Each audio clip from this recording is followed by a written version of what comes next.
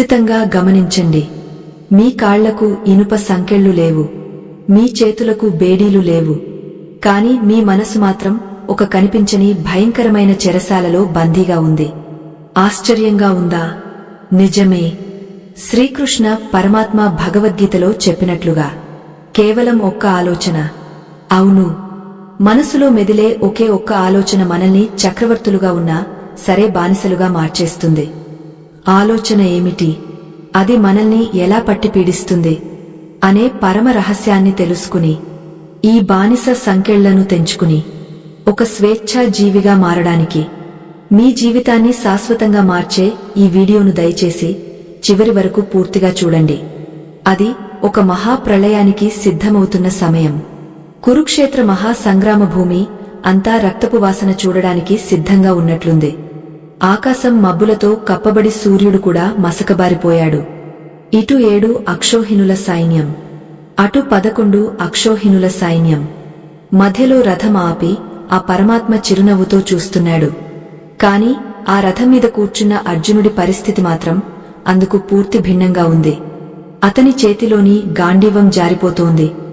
ఒళ్లంతా చెమటలు పట్టి వణికిపోతున్నాడు. ముఖం పాలిపోయి కళ్లలో నీళ్లు సుడులు తిరుగుతున్నాయి. అర్జునుడు సామాన్యుడు కాదు, 3 లోకాలను జయించగల వీరుడు, శివుడితోనే యుద్ధం చేసిన ధీరుడు. అటువంటి మహావీరుడు ఆ క్షణంలో ఒక చిన్న పిల్లవాడిలా ఎందుకు మారిపోయాడు? అతన్ని అంతలా భయపెట్టిన శత్రువు బయట ఎక్కడో లేడు, అతని మనసులోనే ఉన్నాడు. ఆ శత్రువు పేరే నేను అనే అహంకారం, నా వాళ్ళు అనే మమకారం. యుద్ధం ఇంకా మొదలు కాలేదు కాని అర్జునుడి మనసులో అప్పుడే ఓటమి మొదలైపోయింది. తాతలు, తండ్రులు, గురువులు, బంధువులు అందరూ ఎదురుగా నిలబడి ఉన్నారు.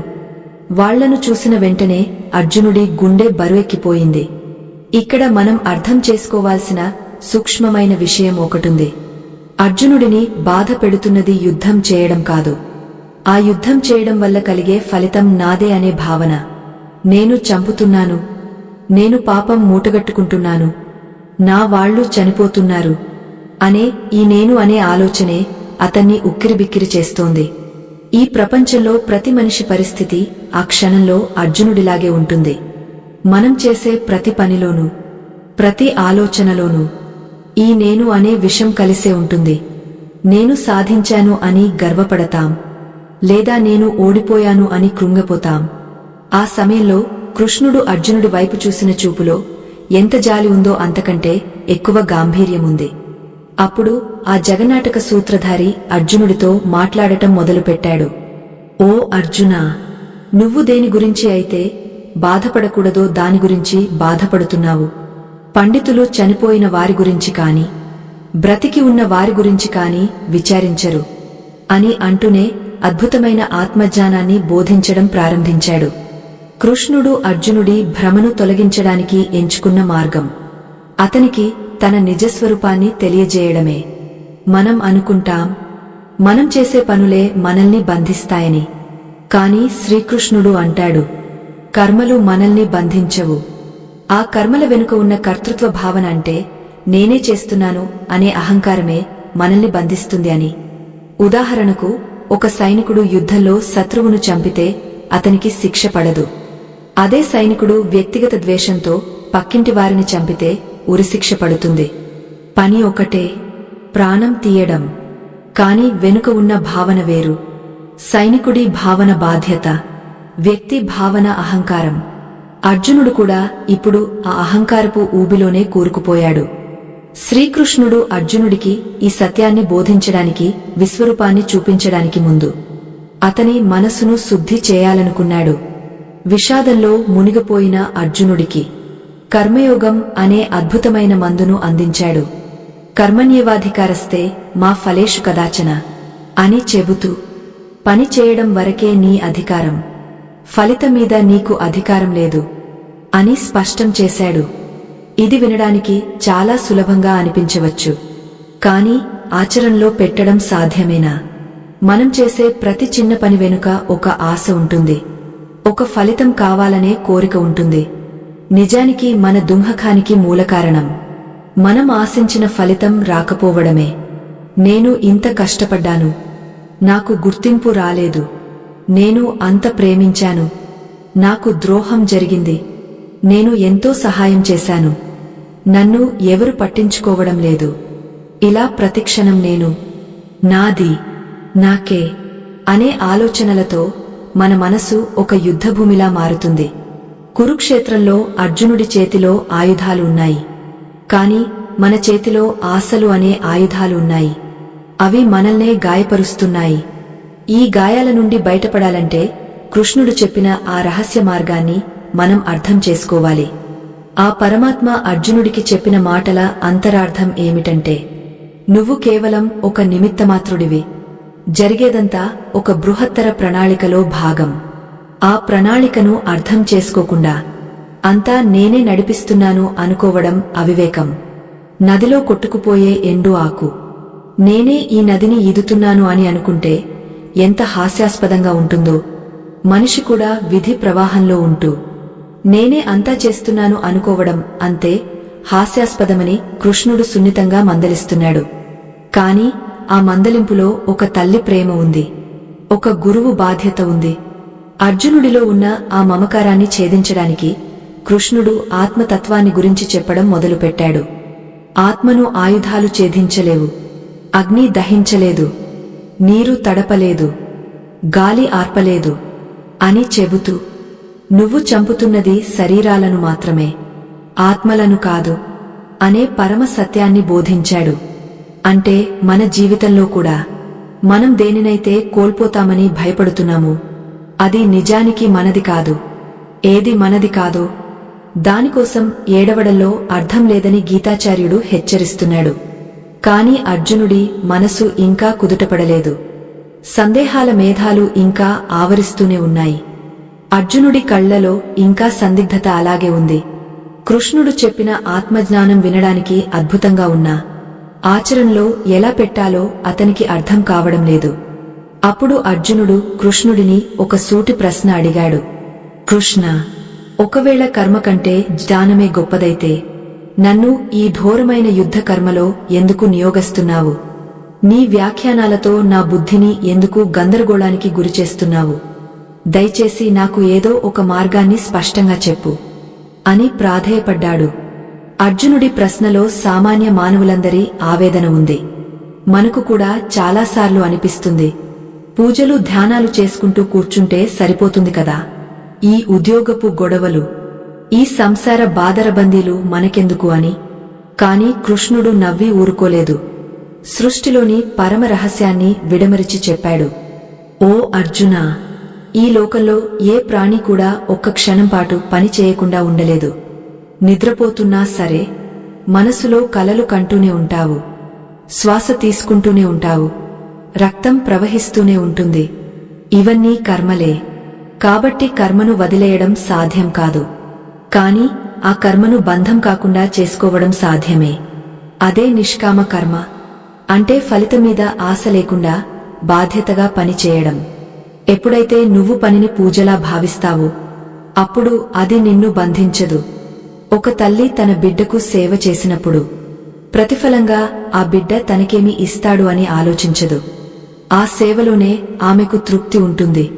అదే నిజమైన కర్మయోగం. కాని మనిషి అహంకారం ఎంత విచిత్రమైనదంటే ప్రకృతి సహజంగా జరిపే పనులను కూడా నేనే చేస్తున్నాను అని భ్రమపడతాడు. కృష్ణుడు ఇక్కడ ఒక అద్భుతమైన విశ్లేషణ చేశాడు. ఇంద్రియాలు తమ పని తాము చేసుకుపోతుంటాయి. కళ్ళు చూస్తాయి, చెవులు వింటాయి, చేతులు పనిచేస్తాయి. ఇవన్నీ ప్రకృతి గుణాల వల్ల జరుగుతున్న క్రియలు. కాని మధ్యలో ఈ అహంకారం దూరబడి నేను చూస్తున్నాను, నేను వింటున్నాను, నేను చేస్తున్నాను అని ఆ క్రియలన్నింటినీ తన ఖాతాలో వేసుకుంటుంది. ఇదే మన బానిసత్వానికి మొదటి మెట్టు. ఎప్పుడైతే నేను చేస్తున్నాను అనుకుంటామో అప్పుడు ఆ పని ఫలితం తాలూకు బరువు కూడా మన నెత్తిమీద పడుతుంది. ఊహించుకోండి, ఒక వ్యక్తి భారీ బరువును తలమీద పెట్టుకుని రైలులో ప్రయాణిస్తున్నాడు. ఆ బరువును కింద పెట్టినా సరే రైలు మోస్తుంది, తలమీద పెట్టుకున్నా రైలే మోస్తుంది. కాని ఆ మూర్ఖుడు మాత్రం ఆ బరువును నేనే మోస్తున్నాను అనుకుంటూ అనవసరంగా శ్రమపడుతుంటాడు. మన జీవితం కూడా అంతే. ఈ విశ్వం అనే రైలులో మనం ప్రయాణిస్తున్నాం. పరమాత్మ అనే ఇంజిన్ మనల్ని నడిపిస్తోంది. కాని మన సమస్యల బరువును, మన బాధ్యతల బరువును దేవుడి పాదాల దగ్గర పెట్టకుండా నా సమస్య, నా కుటుంబం, నా బాధ్యత అంటూ మన తలమీద మోస్తూ నలిగిపోతుంటాం. శ్రీకృష్ణుడు అర్జునుడికి చెబుతున్నది ఇదే. ఆ బరువును దించి నామీద వెయ్యి, నువ్వు కేవలం యుద్ధం చెయ్యి అని. కాని అర్జునుడికి ఇంకా ఒక అనుమానం తొలగిపోలేదు. కృష్ణ మనిషికి పాపం చేయాలని లేకపోయినా ఎవరో బలవంతంగా నెట్టినట్లుగా ఎందుకు పాపాలు చేస్తున్నాడు అని అడిగాడు. ఈ ప్రశ్న మనందరిది. మనకు తెలుసు కోపం మంచిది కాదని, అయినా కోప్పడతాం. మనకు తెలుసు అత్యాశ పనికిరాదని, అయినా ఆశపడతాం. మనకు ఇష్టం లేకపోయినా మనచేత తప్పులు చేయిస్తున్న ఆ శక్తి ఏమిటి అని అర్జునుడు అడిగిన ప్రశ్నకు పరమాత్మ చాలా గంభీరంగా బదులిచ్చాడు. అది బయటి శక్తి కాదు అర్జున, అది నీలోనే దాగ ఉన్న కామము మరియు క్రోధము. ఇవే నీ అసలైన శత్రువులు. రజోగుణం నుండి పుట్టిన ఈ కోరికలు అగ్నిలాంటివి. ఎంత వేసినా ఇంకా కావాలని మండుతూనే ఉంటాయి. ఎప్పుడైతే మనసులో ఒక కోరిక పుడుతుందో అది తీరకపోతే కోపం వస్తుంది, తీరితే ఇంకా కావాలనే లోభం పుడుతుంది. ఈ కోరికల పొగలో నీ జ్ఞానం కప్పబడిపోయింది. అద్దం మీద దుమ్ము పడితే ప్రతిబింబం ఎలా కనిపించదో, కోరికల దుమ్ము పడితే నీ ఆత్మస్వరూపం నీకు కనిపించడం లేదు. అందుకే నువ్వు బంధువులు స్నేహితులు అని ఏడుస్తున్నావు. నిజానికి అక్కడ ఉన్నది శరీరాలు కాదు, కాలస్వరూపంలో కలిసిపోబోయే ప్రాణాలు. వాటిని నువ్వు ఆపలేవు, చంపలేవు, రక్షించలేవు. ఈ అజ్ఞానాన్ని తొలగించుకోవాలంటే ముందు నీ ఇంద్రియాలను జయించాలి, మనసును బుద్ధితో నియంత్రించాలి, ఆ బుద్ధిని ఆత్మలో నిలపాలి అని కృష్ణుడు ఒక యోగలా బోధించాడు. కాని సాధారణ మనిషికి ఇంద్రియాలను జయించడం అంత సులభమా? కళ్ళు మంచివాటిని చూడకుండా ఉండలేవు, నాలుక రుచికరమైన వాటిని కోరుకోకుండా ఉండలేదు. మరి దీనికి పరిష్కారం ఏమిటి? కృష్ణుడు దీనికి కూడా ఒక ఉపాయం చెప్పాడు.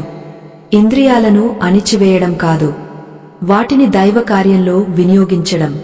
కళ్లతో భగవంతుని రూపాన్ని చూడు, చెవులతో ధర్మ విషయాలను విను. అప్పుడు ఇంద్రియాలు నీకు శత్రువులుగా కాకుండా మిత్రులుగా మారుతాయి. అర్జునుడి ముఖంలో కొద్దిగా ప్రశాంతత కనిపించింది. కాని యుద్ధం చేయడానికి కావలసిన తెగువ ఇంకా రాలేదు. ఎందుకంటే ఇంకా అతనిలో నేను పాపం చేస్తున్నాను అనే భయం పోలేదు. అప్పుడు కృష్ణుడు అతనికి కర్మ సిద్ధాంతం యొక్క లోతులను చూపించడానికి సిద్ధమయ్యాడు. కర్మ ఎప్పుడూ వికర్మగా మారుతుంది, ఎప్పుడూ అకర్మగా మారుతుంది అనే క్లిష్టమైన విషయాలను చాలా సరళంగా వివరించడం మొదలుపెట్టాడు. ఒక జ్ఞాని పనిచేస్తున్నా ఎలా విశ్రాంతిలో ఉంటాడు, ఒక అజ్ఞాని విశ్రాంతి తీసుకుంటున్నా మనసులో ఎలా పనిచేస్తూ అలసిపోతాడు అనే విషయాన్ని కళ్లకు కట్టినట్లు చెప్పాడు. ఆ వివరణ వింటుంటే అర్జునుడి రోమాలు నిక్కబొడుచుకున్నాయి.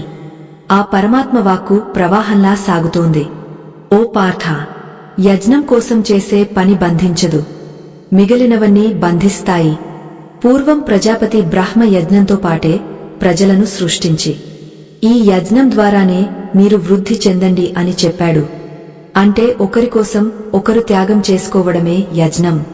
చెట్టు పండును తన కోసం ఉంచుకోదు, నది నీటిని తన కోసం తాగదు, గోవు పాలను తన కోసం ఇవ్వదు.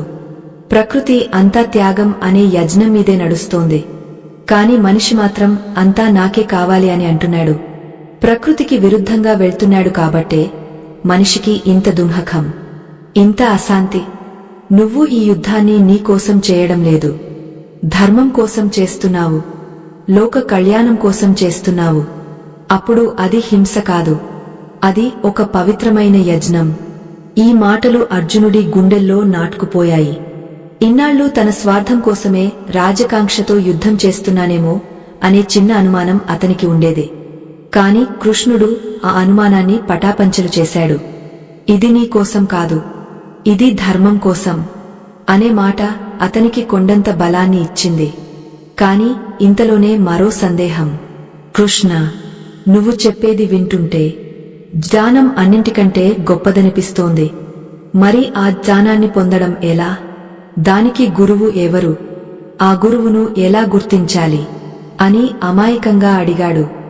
జగద్గురువు పక్కనే ఉండి గురువు కోసం వెతుకుతున్న అర్జునుడిని చూసి కృష్ణుడు చిరునవ్వు నవ్వాడు. ఆ పరమాత్మ మందహాసం చేస్తూ అర్జునుడి వైపు చూశాడు. ఓ పార్థ, ఏ జ్ఞానాన్ని పొందితే మనిషి మళ్లీ మోహంలో పడడు, అటువంటి దివ్య జ్ఞానాన్ని నీకు ప్రసాదిస్తాను విను. శ్రద్ధ ఉన్నవాడే జ్ఞానాన్ని పొందుతాడు. ఇంద్రియ నిగ్రహం కలవాడే ఆ జ్ఞానాన్ని నిలబెట్టుకోగలడు. కాని సంశయం ఉన్నవాడు మాత్రం ఇహలోకంలోనూ పరలోకంలోనూ సుఖపడలేడు. జ్ఞానం అనే కత్తితో నీ మనసులోని అజ్ఞానపు పొరలను చీల్చి పక్కన పారేయి. లేవయ్యా అర్జునా, యుద్ధానికి సిద్ధం కా అని గంభీరంగా గర్జించాడు. శ్రీకృష్ణుడి మాటలు వింటుంటే ఒకవైపు అర్జునుడికి కర్తవ్యం బోధపడుతోంది, కాని మరోవైపు కర్మను చేయమంటాడు. మళ్లీ కర్మను వదిలి జానివి కమ్మంటాడు. ఈ రెండు పరస్పర విరుద్ధమైన విషయాల మధ్య అతని బుద్ధి ఉయ్యాలుగుతోంది. నిజానికి మన జీవితం కూడా ఇంతే కదా. ఒకవైపు సంసార బాధ్యతలు, ఉద్యోగపు ఒత్తిళ్లు, మరోవైపు ప్రశాంతంగా ఉండాలనే తపన. ఈ రెండింటి మధ్య సమతుల్యత ఎలా సాధించాలో తెలియక మనం నిత్యం సతమతమవుతూ ఉంటాం. కృష్ణుడు ఇక్కడ ఒక గొప్ప రహస్యాన్ని విప్పాడు. కర్మను సన్యసించడం కంటే కర్మఫలాన్ని సన్యసించడం మిన్న.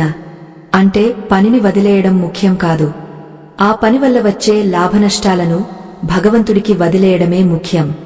బురదలో ఉన్న తామర పువ్వుకు బురద అంటనట్లుగా ఈ ప్రపంచంలో ఉంటూనే దేనికి అంటకుండా జీవించడం ఎలాగో కృష్ణుడు నేర్పిస్తున్నాడు. అదే అసలైన యోగం. అర్జునుడు అడిగాడు, కృష్ణ, ఎవరు అసలైన యోగా? అడవుల్లో కూర్చుని తపస్సు చేసేవాడా, లేక రాజ్యంలో ఉండి యుద్ధం చేసేవాడా అని. అప్పుడు కృష్ణుడు చెప్పిన సమాధానం మనందరి కళ్ళు తెరిపిస్తుంది. ఎవరి మనసులో అయితే ఎలాంటి కోరికలు ఉండవో, ఎవరు సుఖదుఃఖాలకు అతీతంగా ఉంటారో, ఎవరు మట్టి గడ్డను బంగారాన్ని సమానంగా చూస్తారో ఆయనే నిజమైన యోగా. యోగా అంటే కేవలం కాషాయ వస్త్రాలు కట్టుకున్నవాడు కాదు.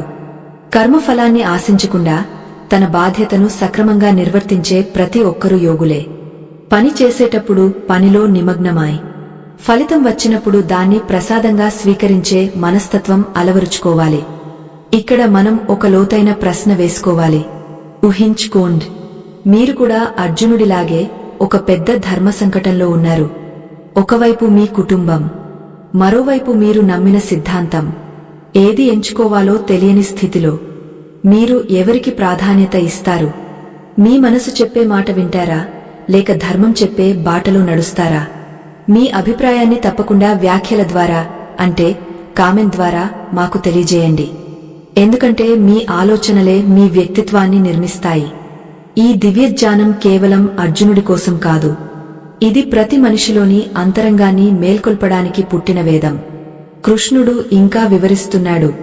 ఓ అర్జునా, మనసే మనకు మిత్రుడు, మనసే మనకు శత్రువు. ఎవరైతే తన మనసును జయిస్తాడో అతనికి మనసు మిత్రుడిగా మారి ఉన్నత శిఖరాలకు చేరుస్తుంది. ఎవరైతే మనసు చేతిలో ఓడిపోతారో వారికి ఆ మనసే శత్రువై నరకప్రాయమైన జీవితాన్ని ఇస్తుంది. గాలి లేని చోట దీపం ఎలా నిలకడగా ఉంటుందో యోగ మనసు కూడా అలా నిశ్చలంగా ఉండాలి. కాని ఈ మనసు చాలా చంచలమైనది కదా కృష్ణ, దీన్ని నిగ్రహించడం గాలిని బంధించినంత కష్టం కదా అని అర్జునుడు తన అసక్తతను వ్యక్తం చేశాడు.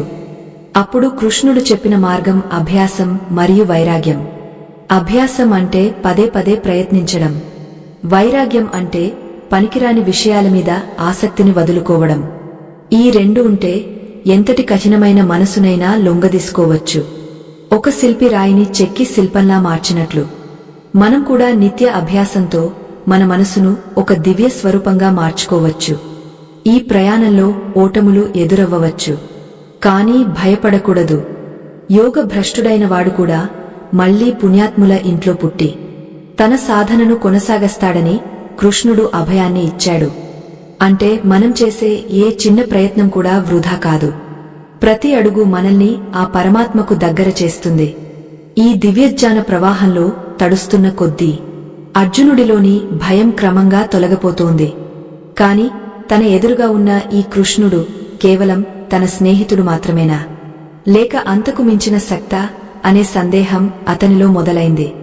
కృష్ణుడు తన దివ్య విభూతులను వివరించడం ప్రారంభించాడు. సర్వప్రాణుల హృదయాలలో ఉన్న ఆత్మను నేనే, సృష్టి స్థితి లయలకు కారకుడిని నేనే, వెలుగునిచ్చే సూర్యుడిని నేనే, వేదాలలో సామవేదాన్ని నేనే అని చెబుతుంటే అర్జునుడికి అనంతమైన విశ్వం కళ్ల ముందే కనిపిస్తున్నట్లు అనిపించింది. ఈ సృష్టిలో ఏది చూసినా అది భగవంతుడి స్వరూపమే అని తెలిసాక ఇక శత్రువు ఎక్కడ ఉంటాడు, మిత్రుడు ఎక్కడ ఉంటాడు? మనం కూడా తరచుగా మన చుట్టూ ఉన్న మనుషులను, పరిస్థితులను చూసి కుంచించుకుపోతుంటాం. కాని ఈ ప్రపంచమంతా ఆ పరమాత్మ క్రీడ అని తెలిస్తే ఏదీ మనల్ని బాధించదు. ఆ పరంధాముడు ప్రతి అణువులోనూ ఉన్నాడు. ఆయనే నడిపిస్తున్నాడు, ఆయనే అనుభవిస్తున్నాడు. ఈ సత్యాన్ని గ్రహించిన రోజే మనకు నిజమైన స్వేచ్ఛ లభిస్తుంది. బానిసత్వం అంటే బయటి సంకెళ్ళు కాదు, భగవంతుడిని మర్చిపోయి నేనే సర్వస్వం అనుకోవడమే అతి పెద్ద బానిసత్వం. ఆ బానిసత్వం నుండి బయటపడాలంటే ఈ జ్ఞానాన్ని ఇతరులకు కూడా పంచాలి. ఈ దివ్య సందేశం మరొకరి జీవితంలో వెలుగునిస్తుందని మీరు భావిస్తే దీన్ని ధర్మ ప్రచారంగా భావించి 10 మందితో పంచుకోండి. శ్రీకృష్ణుడి ముఖారవిందం నుండి జాలువారుతున్న అమృత వాక్కులు వింటుంటే అర్జునుడికి ఒక కొత్త లోకం కనిపిస్తోంది. కృష్ణుడు తన విభూతులను వివరిస్తూ, ఓ పార్థ, రుద్రులలో నేను శంకరుడిని, పర్వతాలలో మేరు పర్వతాన్ని, జలరాశులలో సముద్రాన్ని అని చెబుతుంటే అర్జునుడి మనసు అనంతమైన శక్తిని ఊహించుకోవడానికే భయపడుతోంది. మనం కూడా రోజూ ఎన్నో అద్భుతాలను చూస్తుంటాం. ఉదయించే సూర్యుడు, కురిసేవాన, వికసించే పువ్వు, ఇవన్నీ దైవ సంకల్పం అని తెలిసినా మన అహంకారం మాత్రం ఇవన్నీ సహజంగా జరుగుతున్నాయని అనుకుంటుంది. కాని ఆ సహజత్వం వెనుక ఉన్న ఒకే ఒక్క శక్తి, ఆ పరమాత్మ. కృష్ణుడు ఇంకా వివరిస్తూ, ఓ అర్జునా, పుట్టుక నేనే, చావు నేనే, కీర్తి నేనే, క్షమ నేనే, బుద్ధి నేనే అని గంభీరంగా చెబుతున్నాడు. అంటే ఈ ప్రపంచంలో మనం దేనినైతే గొప్పగా చూస్తామో అదంతా ఆ దేవుడి ప్రకాశంలో ఒక చిన్న అంశ మాత్రమే. ఇక్కడ అర్జునుడికి ఒక పెద్ద ధర్మ సంకటం ఎదురైంది. తన ఎదురుగా ఉన్న తన స్నేహితుడు, తన బావమరిది, తన రథసారథి ఇంతటి విశ్వరూపుడా, ఇది ఎలా సాధ్యం అని ఆలోచిస్తున్నాడు. మీరు ఒకవేళ అర్జునుడి స్థానంలో ఉండి మీ పక్కనే ఉన్న మనిషి సర్వసృష్టికి మూలమని తెలిస్తే మీరు ఎలా స్పందిస్తారు? మీ అభిప్రాయాన్ని తప్పకుండా కామెంట్ ద్వారా తెలియజేయండి. అర్జునుడిలో భక్తి పెరిగింది. కాని ఆ భక్తితో పాటు ఒక వింతైన ఆవేదన మొదలైంది. కృష్ణ, నువ్వు చెప్పిన నీ దివ్య విభూతులను విన్నాను. కాని ఆ రూపాన్ని కళ్ళారా చూడాలని ఉంది. నీ అక్షయమైన ఆ విశ్వరూపాన్ని నాకు చూపించవా అని వేడుకున్నాడు. ఇది సామాన్యమైన కోరిక కాదు. పరమాత్మను ప్రత్యక్షంగా చూడటం అంటే అజ్ఞానం పూర్తిగా నశించడమే. కృష్ణుడు నవ్వి, ఓ అర్జునా, నీ చర్మ చక్షువులతో నన్ను చూడలేవు, నీకు దివ్య చక్షువులను ప్రసాదిస్తాను అని అంటూ తన విశ్వరూపాన్ని ప్రదర్శించడం మొదలుపెట్టాడు. ఆ రూపం ఎలా ఉందంటే కోటి సూర్యులు ఒక్కసారిగా ఉదయిస్తే ఎంత వెలుగు ఉంటుందో అంతటి కాంతి. అర్జునుడు చూస్తున్నాడు. ఆ రూపంలో వేల కొద్దీ ముఖాలు, వేల కొద్దీ కళ్ళు, అనంతమైన చేతులు, ఆకాశం నుండి పాతాళం వరకు వ్యాపించి ఉన్న ఆ విరాట్ స్వరూపంలో సమస్త దేవతలు, పితృదేవతలు, సిద్ధులు అందరూ కనిపిస్తున్నారు. అంతా ఆశ్చర్యం. కాని అంతలోనే ఒక భయంకరమైన దృశ్యం అర్జునుడిని గగుర్పొడిచేలా చేసింది. ఆ పరమాత్మ యొక్క ప్రజ్వలితమైన ముఖాలలో కురుక్షేత్ర రణరంగంలో ఉన్న వీరులందరూ, భీష్ముడు, ద్రోణుడు, కర్ణుడు అందరూ మిడతల్లాగా ఆ అగ్నిలో పడి నశించిపోతున్నారు. వాళ్లందరి శరీరాలు ఆ పళ్ల మధ్య నలిగిపోతున్నాయి. అర్జునుడు భయంతో వణికిపోతూ, స్వామీ, ఎవరు నువ్వు? ఇంత భయంకరంగా ఉన్నావు. నీ అసలు ఉద్దేశ్యమేమిటి అని కేకలు వేశాడు. అప్పుడు ఆ విశ్వరూపుడు గంభీరమైన స్వరంతో పలికాడు, నేను లోకాలను అంతం చేసే కాలస్వరూపుడిని. ఇప్పుడు ఈ వీరులందరినీ అంతం చేయడానికి సిద్ధమయ్యాను. నువ్వు యుద్ధం చేసినా చేయకపోయినా వీరెవ్వరూ బ్రతికి ఉండరు. ఎందుకంటే వీరంతా నా చేత అప్పుడే చంపబడ్డారు. నువ్వు కేవలం ఒక నిమిత్తమాత్రుడివిగా ఉండు. ఈ విజయాన్ని పొందు, కీర్తిని సంపాదించు అని ఆజ్ఞాపించాడు. అంటే జరగబోయేది ముందే నిర్ణయించబడింది. మనం కేవలం ఆ నాటకంలో పాత్రధారులం మాత్రమే. ఈ సత్యం తెలిసాక అర్జునుడి అహంకారం పూర్తిగా కరిగిపోయింది. నేనే చంపుతున్నాను అనుకోవడం ఎంత మూర్ఖత్వమో అతనికి అర్థమైంది.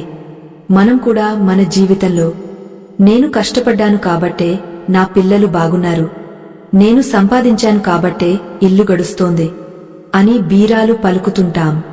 కాని నిజానికి నడిపించేవాడు మరొకడు ఉన్నాడనే స్పృహ మనకు ఉండదు. ఎప్పుడైతే మనం నిమిత్తమాత్రులం అని గుర్తిస్తామో అప్పుడు మన నెత్తిమీద ఉన్న భారం అంతా దిగిపోతుంది. చేసే పనిమీద ఏకాగ్రత పెరుగుతుంది. ఎందుకంటే ఫలితం మన చేతుల్లో లేదని మనకు ముందే తెలుసు. అర్జునుడు ఆ విశ్వరూపాన్ని చూసి తట్టుకోలేకపోయాడు. స్వామీ, నీ పాత రూపాన్నే నాకు చూపించు. నిన్ను స్నేహితుడిగా భావించి నేను చేసిన తప్పులను క్షమించు అని వేడుకున్నాడు. కృష్ణుడు తన సౌమ్య రూపాన్ని ధరించి అర్జునుడిని ఓదార్చాడు. ఓ పార్థ, ఈ రూపం చూడటం ఎవరికీ సాధ్యం కాదు. కేవలం అనన్యమైన భక్తి ఉన్నవాడికి మాత్రమే నేను ఇలా లొంగుతాను అని చెప్పాడు. భక్తి అంటే కేవలం పూజలు చేయడం కాదు, సర్వ ప్రాణులలో భగవంతుడిని చూడటం, ఎవరిమీద ద్వేషం లేకుండా ఉండటం, భగవంతుడి పట్ల సంపూర్ణ శరణాగతి కలిగి ఉండటమే నిజమైన భక్తి. ఈ దివ్య ప్రయాణంలో మనం తెలుసుకోవాల్సింది ఒక్కటే, మన చుట్టూ ఉన్న ప్రపంచం మనల్ని బంధించడం లేదు, మన ఆలోచనలే మనల్ని బంధిస్తున్నాయి. ఈ బానిసత్వం నుండి బయటపడాలంటే మన పనిని భగవంతుడికి అర్పించాలి. ఈ జ్ఞానాన్ని ఇతరులకు పంచడం వల్ల కలిగే పుణ్యం అంతా ఇంతా కాదు. ఈ దివ్య జ్ఞానం మరొకరికి వెలుగునిస్తుందని మీరు భావిస్తే దీన్ని ధర్మ ప్రచారంగా భావించి 10 మందితో పంచుకోండి. ఎందుకంటే ధర్మం కోసం చేసే ఏ చిన్న ప్రయత్నమైనా అది మనల్ని ఆ పరమాత్మకు దగ్గర చేస్తుంది. అర్జునుడు ఇప్పుడు యుద్ధానికి సిద్ధమయ్యాడు. కాని ఇంకా కొన్ని రహస్యాలు మిగలే ఉన్నాయి. ఆ పరమాత్మ సౌమ్య రూపం చూసిన తర్వాత అర్జునుడి మనసులోని అలజడి తగ్గింది. కాని భక్తి మార్గం గొప్పదా లేక నిరాకార దైవాన్ని ఆరాధించడం గొప్పదా అనే చిన్న సందేహం కలిగింది. దానికి కృష్ణుడు సమాధానమిస్తూ, ఎవరైతే నాపై మనసు నిలిపి నిరంతరం శ్రద్ధతో నన్ను అర్చిస్తారో వారే నాకు అత్యంత ఇష్టులైన యోగులు అని స్పష్టం చేశాడు. మనకు కూడా దైవ ప్రార్థనలో ఎన్నో పద్ధతులు కనిపిస్తాయి. కొందరు విగ్రహాలను పూజిస్తారు, కొందరు ధ్యానం చేస్తారు. కాని అసలైన భక్తి అంటే చేసే ప్రతి పనిలోనూ ఆ దైవత్వముందని గుర్తించడమే. మనసును ఆ పరమాత్మకు అప్పగించినవాడు ఏ పని చేసినా అది పవిత్రమైపోతుంది. కృష్ణుడు భక్తుల లక్షణాలను వివరిస్తూ, ఎవరూ తనను చూసి భయపడకూడదు, తాను ఎవరిని చూసి భయపడకూడదు, అటువంటి వాడు నాకు ప్రియమైనవాడు అని చెప్పాడు. అంటే మన జీవితంలో ఎదురయ్యే మనుషులు లేదా పరిస్థితులను చూసి మనం వణికిపోతున్నామంటే మనకు భగవంతుడి మీద ఇంకా సంపూర్ణ విశ్వాసం కలగలేదని అర్థం. ఈ లోకంలో జరిగే ప్రతిదీ ఒక క్రమ పద్ధతిలో జరుగుతోందని నమ్మినవాడికి భయం అనేది ఉండదు. హర్షం, అసూయ, భయం, ఆందోళనల నుండి విముక్తుడైన వాడే అసలైన భక్తుడు. భక్తి అంటే కన్నీళ్లు కార్చడం కాదు, మనసును స్థిరంగా ఉంచుకోవడం. ఇక్కడ ఒక ముఖ్యమైన విషయాన్ని మీరు గమనించాలి. ఈ పవిత్రమైన సనాతన ధర్మం మనకు నేర్పిన జీవన విలువలనే శ్రీకృష్ణ పరమాత్మ బోధిస్తున్నాడు. ఇటువంటి దివ్య జ్ఞానాన్ని, మన పూర్వీకులు అందించిన అమూల్యమైన సంపదను కాపాడుకోవడం మనందరి బాధ్యత. మన సనాతన ధర్మ రక్షణ కోసం, ఈ విజ్ఞానాన్ని భవిష్యత్తు తరాలకు అందించడం కోసం మా బృందం ఎంతో శ్రమపడుతోంది. ఈ ధర్మ ప్రచారంలో మీరు కూడా భాగస్వాములు కావాలని మా హృదయపూర్వక విన్నపం. మీ మొబైల్తో స్క్రీన్ మీద కనిపిస్తున్న ఆ స్కానర్ని స్కాన్ చేసి మీ శక్తి కొలది తోడ్పాటును అందించి ధర్మాన్ని రక్షించండి. మీ చిన్న సహాయం కూడా ఈ ధర్మ ప్రయాణంలో పెద్ద వెలుగునిస్తుంది. కృష్ణుడు తన బోధనలను కొనసాగస్తూ క్షేత్రము మరియు క్షేత్రజ్ఞుడు గురించి వివరించడం మొదలుపెట్టాడు. ఈ శరీరం ఒక క్షేత్రం అంటే ఒక పొలం వంటిది. దీంట్లో మనం ఏ ఆలోచనలు అనే విత్తనాలు వేస్తామో అవే ఫలితాలుగా వస్తాయి. ఈ శరీరంలో ఉండి అంతా గమనిస్తున్న ఆత్మను క్షేత్రజ్ఞుడు అంటారు. మనం తరచుగా మనల్ని మనం ఈ శరీరం అనుకుని పొరబడతాం. ఈ చేతులు నావి, ఈ అందం నాది, ఈ శక్తి నాది అనుకుంటాం. కాని ఇవన్నీ మట్టిలో కలిసిపోయేవే. నిజమైన మనం లోపల ఉన్న సాక్షిభూతమైన ఆత్మ మాత్రమే. ఈ తేడాను ఎవరైతే గ్రహిస్తారో వారు మృత్యువును చూసి కూడా భయపడరు. ప్రకృతికి 3 గుణాలు ఉన్నాయి: సత్వగుణం, రజోగుణం, తమోగుణం. సత్వగుణం మనిషిని జ్ఞానం వైపు, ప్రశాంతత వైపు నడిపిస్తుంది. రజోగుణం మనిషిని కోరికల వైపు, పరుగులు తీసే పనుల వైపు ఉసిగొల్పుతుంది. తమోగుణం మనిషిని బద్ధకం, నిద్ర, అజ్ఞానంలో ముంచేస్తుంది. మనమందరం ఈ 3 గుణాల ప్రభావంలోనే బ్రతుకుతుంటాం. కాని శ్రీకృష్ణుడు చెప్పిన అసలైన రహస్యం ఏమిటంటే ఈ 3 గుణాలను కూడా జయించి గుణాతీతుడిగా మారాలి. అంటే ఏ గుణానికి మనం బానిస కాకూడదు. అప్పుడే మనకు పరమాత్మతో అనుసంధానం ఏర్పడుతుంది. అర్జునుడు ఇప్పుడు చాలా నిశ్శబ్దంగా వింటున్నాడు. అతని మనసు ఒక స్వచ్ఛమైన అద్దంలా మారుతోంది. కృష్ణుడు సంసార వృక్షం గురించి ఒక అద్భుతమైన ఉదాహరణ చెప్పాడు. ఈ సంసార వృక్షానికి వేర్లు పైన ఉన్నాయి, కొమ్మలు కిందకు ఉన్నాయి. దీనిని ఛేదించాలంటే జ్ఞానం అనే గొడ్డలి కావాలి. మనకు ఈ ప్రపంచం మీద ఉన్న మోహం అనే బంధమే ఆ వృక్షం. ఆ బంధాన్ని తెంచుకుని భగవంతుడిని శరణు వేడితే మళ్లీ పుట్టాల్సిన అవసరం లేని పరమపదాన్ని చేరుకుంటాం. సూర్యుడు, చంద్రుడు, అగ్ని ప్రకాశించేది కూడా ఆ పరమాత్మ కాంతి వల్లనే. ఆ కాంతి మన హృదయంలో కూడా ఉంది. మనం తరచుగా బయటి ప్రపంచంలో వెలుగు కోసం వెతుకుతుంటాం. కాని అసలైన వెలుగు మన లోపలే ఉంది. ఆ వెలుగును చూడకుండా మనల్ని ఆపుతున్నది మన అహంకారం మరియు మమకారం. నేను, నాది అనే ఈ రెండే మన బానిసత్వానికి మూలస్తంభాలు. ఈ స్తంభాలను కూల్చాలంటే కృష్ణుడు చెప్పినట్లుగా ఫలితం మీద ఆశను వదులుకుని పని చేయాలి. మనం ఒక పని చేసేటప్పుడు అది పరమాత్మకు చేస్తున్న కైంకర్యం అని భావిస్తే ఆ పనిలో అహంకారం ఉండదు. అహంకారం లేని చోట బానిసత్వం ఉండదు. అక్కడ కేవలం స్వేచ్ఛ మాత్రమే ఉంటుంది. అర్జునుడు ఇప్పుడు ఆ స్వేచ్ఛ వైపు అడుగులు వేస్తున్నాడు. శ్రీకృష్ణ పరమాత్మ బోధనలు ఇప్పుడు ఒక కీలక ఘట్టానికి చేరుకున్నాయి. ఆయన దైవీ గుణాలకు మరియు అసురీ గుణాలకు మధ్య ఉన్న వ్యత్యాసాన్ని వివరిస్తున్నారు. ఓ పార్థ, నిర్భయత్వం, మనశ్శుద్ధి, దానం, ఇంద్రియ నిగ్రహం, అహింస, సత్యం ఇవన్నీ దైవగుణాలు కలిగిన వారికి ఉంటాయి. ఇవి మనిషిని మోక్షం వైపు నడిపిస్తాయి. కాని అహంకారం, గర్వం, క్రోధం, కఠినత్వం మరియు అజ్ఞానం ఇవి అసుర గుణాలు. ఇవి మనిషిని బానిసత్వంలోకి, అధోగతిలోకి నెట్టేస్తాయి. మనకు మనమే ఒక ప్రశ్న వేసుకోవాలి. మనలో ఏ గుణాలు ఎక్కువగా ఉన్నాయి? మనం దైవత్వం వైపు వెళ్తున్నామా లేక బానిసత్వం వైపు వెళ్తున్నామా? కృష్ణుడు ఒక హెచ్చరిక కూడా చేశాడు. ఈ నరకానికి 3 ద్వారాలు ఉన్నాయి. అవి కామము, క్రోధము మరియు లోభము. ఈ మూడింటిని ఎవరైతే వదులుకుంటారో వారే ఆత్మశ్రేయస్సును పొందగలరు. అంటే మన సర్వనాశనానికి బయటెవరో శత్రువులు అవసరం లేదు. మనలోని కోరికలు, మన కోపం, మన అత్యాశ చాలు. ఇవే మనల్ని ఈ సంసార చక్రంలో బంధించి ఉంచుతాయి. అర్జునుడికి ఇప్పుడు అర్థమవుతోంది. తను యుద్ధం చేయనని చెప్పడం వెనుక ఉన్నది జాలి కాదు, అది ఒక రకమైన అజ్ఞానం మరియు మోహం మాత్రమే అని. అప్పుడు అర్జునుడు మరొక ప్రశ్న అడిగాడు. కృష్ణ, శాస్త్ర విధులను వదిలేసి కేవలం శ్రద్ధతో పూజించే వారి పరిస్థితి ఏమిటి? వారిది ఏ గుణం అవుతుంది అని అడిగాడు. దానికి కృష్ణుడు శ్రద్ధ గురించి వివరించాడు. మనిషి ఏది నమ్మితే అదే అవుతాడు. సాత్విక శ్రద్ధ కలవారు దేవతలను పూజిస్తారు. రాజసిక శ్రద్ధ కలవారు యక్షులను, రాక్షసులను పూజిస్తారు. తామసిక శ్రద్ధ కలవారు భూత ప్రేతాలను పూజిస్తారు. మనం తినే ఆహారం కూడా మన గుణాలను నిర్ణయిస్తుంది.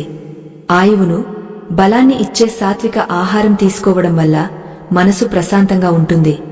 ఈ మాటలు వింటుంటే మనకు అనిపిస్తుంది, మనం చేసే ప్రతి చిన్న పని వెనుక ఇంత గూజార్థముందా అని.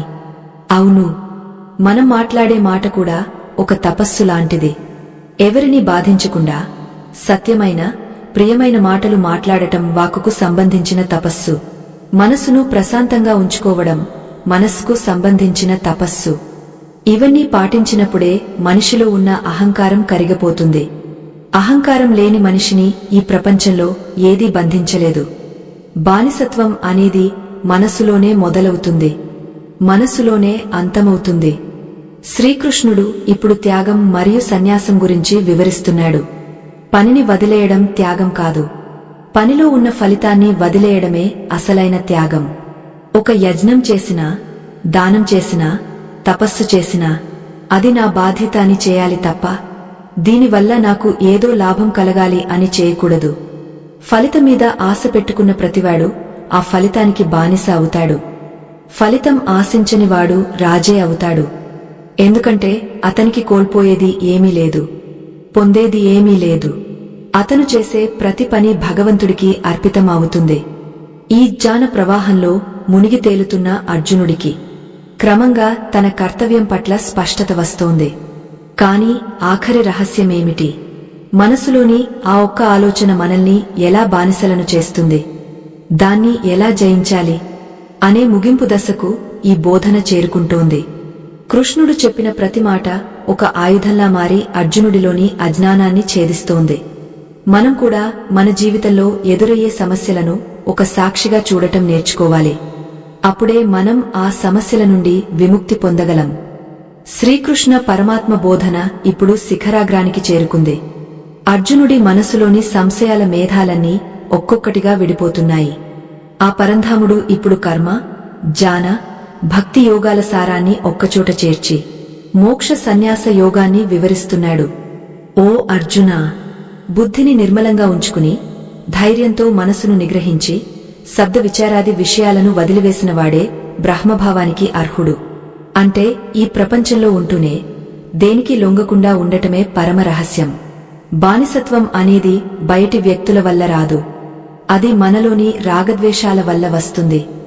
మనం ఒకరిని ఇష్టపడితే వారి ప్రేమకు బానిసలవుతాం, ఒకరిని ద్వేషిస్తే ఆ కోపానికి బానిసలవుతాం. ఈ రెండింటికి దూరంగా సాక్షిగా ఉండటమే యోగం.